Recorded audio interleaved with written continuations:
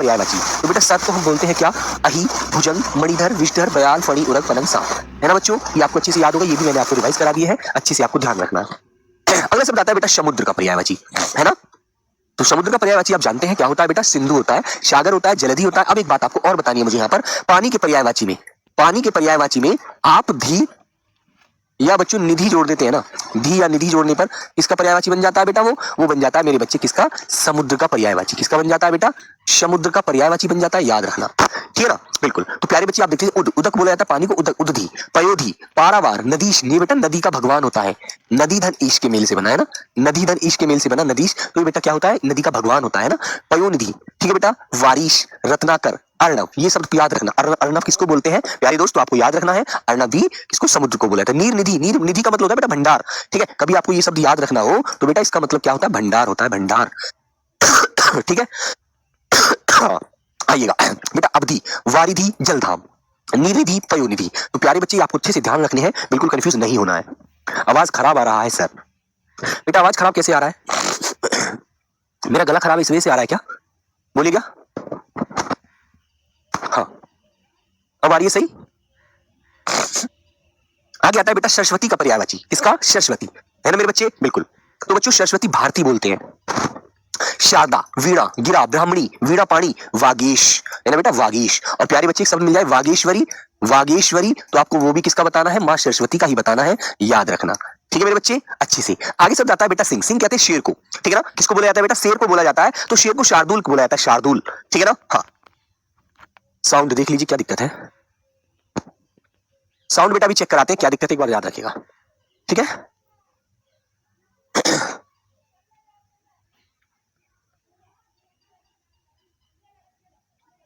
Sound प्यारे बच्चे देखेंगे एक बार क्या दिक्कत है, एक बार अच्छे से चेक कर लीजिएगा। हाँ, आवाज आ रही है, खर कर रही है आवाज। बेटा ऐसा तो नहीं मेरा गला खराब है इस वजह से कर रही है? बोलो। तो बेटा शेर को हरी बोलते हैं, केहरी, केशरी, मृगराज, मृगेंद्र, वनराज, व्याघ्र, केशी, ठीक है ना? नाहर, मृगरारी, ठीक है बच्चों? और शेर, ये किसके हैं पर्यायवाची? शेर के पर्यायवाची होते हैं, ठीक है ना? बिल्कुल। आप बताएंगे आवाज सही है बेटा? अब ठीक है, वेरी गुड, थैंक यू। तो प्यारे बच्चे मृगेंद्र, ये वाला सब बहुत बार आता है पेपर में कि बताइए किसका है ना? शार्दुल, केहरी, केशरी, है ना? ये अच्छे से आपको याद रखने हैं। वनराज तो ये भी जंगल का राजा होता है, बिल्कुल मेरे प्यारे बच्चे। अगला क्वेश्चन आता है बेटा सीता। सीता किसकी पत्नी थी? राम जी की, है ना? राम जी की पत्नी थी सीता। तो सीता का पर्यायवाची होता है बेटा भूमिजा। इनका जन्म भूमि से हुआ था, है ना? ये जो संदूक में जब बोलते हैं कि राजा जनक जो हल चला रहे थे तो उनको वहां पर मिली थी एक खेत में, अच्छे से आपको ध्यान रखना है। विदेही, जनक तन्या, जानकी, राम प्रिया, जनक सुता। सुता का मतलब मैंने कल भी बताया था आपको, जनक राजा थे, इनके पिता थे, और सुता इनको बेटा पुत्री को बोला जाता है, ठीक है मेरे प्यारे बच्चों? तो मेरे बच्चों जनक सुता कहेंगे सीता को। फिर आता है बेटा शुअर। शुअर एक हमारा जानवर होता है जो नालियों में गंदगी खाता है, गंदगी में रहता है ना, उसको आपने अच्छे से देखा होगा, ठीक है मेरे प्यारे बच्चे? तो आपसे पूछ लिया जाता है कि उसके पर्यायवाची कभी आपसे पूछा जाए तो आपको याद रखना है कि सुअर को हम किस किस नाम से पुकारते हैं, है ना? किस किस नाम से जानते हैं? तो बेटा उसको वराह कहते हैं, शूकर कहते हैं, शूकर, ठीक है? तो ये दोनों शब्द इंपॉर्टेंट है, यही आपको याद रखने हैं, बिल्कुल बेफिजूल की कोई भी चीज नहीं पढ़नी है ना? बिल्कुल मेरे बच्चे सम्मान समारोह में बिल्कुल आएंगे आप, बस मां सरस्वती से आशीर्वाद लेते रहिएगा और पढ़ते रहिएगा, ठीक है? Very good. तो बच्चे सूर्य को किस किस नाम से जानते हैं? सूर्य तो बहुत पुराना पर्यायवाची है बेटा, रवि, भानु, दिनकर, दिवाकर, भास्कर। अब तुम्हें कर जिसके पीछे नजर आ रहा है लगा हुआ, तो बेटा सीधी सी बात है कि भैया वो सूर्य का ही होगा। प्रभाकर, है ना बेटा? तो ये चीज आप याद रखना। देखो सविता, पतंग, ठीक है? पतंग, है ना बच्चों? आदित्य, अर्क, कमल बंधु, हंस, दिनमणि, ये मेरे प्यारे बच्चे सभी किसके होते हैं? सूर्य के पर्यायवाची होते हैं ना? याद रखना अच्छे से, ठीक है बच्चे? आगे आता है बेटा सौम्य। सौम्य उसे बोला जाता है जो बड़ा मधुर, बड़ा विनीत स्वभाव वाला व्यक्ति होता है। कहते हैं ना बड़ा सौम्य व्यवहार, मतलब कि सौम्य व्यवहार का व्यक्ति है, बड़ा चुप काम करता है अपना धैर्य से, है ना? बिल्कुल, ठीक है बच्चे? हंस वाहिनी, बेटा हंस की सवारी कौन करता है बताओ जल्दी से मुझे? हंस की सवारी मां सरस्वती तो नहीं करती है, तो मां सरस्वती को कराओगे आप। हंस वाहन ब्रह्मा जी का भी हो जाता है ना? बिल्कुल। और हंस वाहिनी जो हंस पर सवारी करती है मां सरस्वती भी करती है, याद रखो इन चीजों को। चलो बेटा सौम्य नम्र होता है, शांत होता है, विनीत होता है, शिष्ट होता है, मिलनसार होता है, ठीक है ना? बहुत अच्छे से पूछा था सौम्य का पर्यायवाची, तो आप बताएंगे बड़ा शांत, बड़ा शांत स्वभाव वाला, ठीक है बच्चों? फिर आता है बेटा स्थान का मतलब होता है अपने लिए अड़िग होता है, बिल्कुल नहीं खड़ा है वहीं पर मिलेगा, ठीक है मेरे दोस्त? तो प्यारे बच्चे स्थान को अटल कहते हैं, अचल कहते हैं, स्थिर कहते हैं, निश्चल कहते हैं, दृढ़। जो भी इसने बोल दिया वो दृढ़ संकल्प होगा, वो दृढ़ बात है, उसमें कोई बदलाव नहीं हो सकता, किसी भी प्रकार की कोई प्रॉब्लम नहीं हो सकती, ठीक है मेरे बच्चे? जो बोल दिया सो बोल दिया, जो हमें करना है सो करना है, हम बिल्कुल अपनी बात से पीछे नहीं हटेंगे। पुंडरीक बेटा कमल का होता है, चलिएगा। अगला क्वेश्चन आता है बेटा स्वर्ग। ये क्वेश्चन यहाँ से मिल जाता है। स्वर्ग कहते हैं ना भाई अच्छे काम करोगे तो स्वर्ग और बुरे काम करोगे तो नरक में जाओगे, है ना? बिल्कुल। तो मेरे बच्चे स्वर्ग का धो, धो होता है स्वर्ग का पर्यायवाची, धो। बेटा देवलोक, जहां पर देवताओं का लोक है, देवताओं का वास है, ठीक है भाई? है ठीक है बेटा? वॉइस में दिक्कत फिर आ रही है, कोई दिक्कत? बेटा सुरलोक, सुर माने देवता, उनका रहने का जो स्थान है वो स्वर्ग है, वो सुरलोक है। ठीक है। इंद्रपुरी, बैकुंठ कहते हैं यार, बैकुंठ धाम। ठीक है ना, बिल्कुल, तो अच्छे से याद रखना। फिर आता है मेरे बच्चे हंस का पर्यायवाची, हंस। हंस सबको जानते हैं, सब लोग समझते हैं हंस बेटा, है ना। हाँ, तो बच्चे हंस को देखो क्या बोलते हैं, मराल। ये वाला क्वेश्चन पूछ लिया जाए तो आपको याद रखना है। ठीक है। सरस्वती वाहन, बेटा सरस्वती का वाहन होता है। ठीक है। कल कंठ होता है बच्चों, काला इसका कंठ होता है, इसको हंस बोलते हैं। ठीक है। क्या हुआ? ठीक है बच्चे, तो बेटा याद रखिएगा। फिर आगे आता है हनुमान का पर्यायवाची, बहुत बार पूछा जाता है पेपर में, हनुमान का पर्यायवाची क्या होगा। तो प्यारे बच्चे, हनुमान का पर्यायवाची होता है पवन कुमार। ठीक है। महावीर, रामदूत, मारुति नंदन, आंजनेय, कपीश।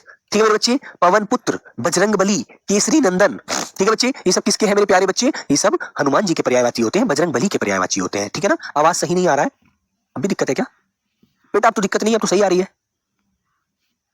सही है, अब तो सही है बच्चे, यहाँ पर चेक कर लीजिए, बिल्कुल सही आ रहा है ना। पहले दिक्कत थी, माना आपकी बात सही है, लेकिन आप क्लियर है, अब कुछ दिक्कत नहीं है। सर सर कर रहा था सर, अब बेटा ऐसा था, वो जो मेरी लीड थी, वो लीड मेरे यहाँ पे आ रही थी, शायद उससे मोड़ जाने से कर रहा है ना। बिल्कुल।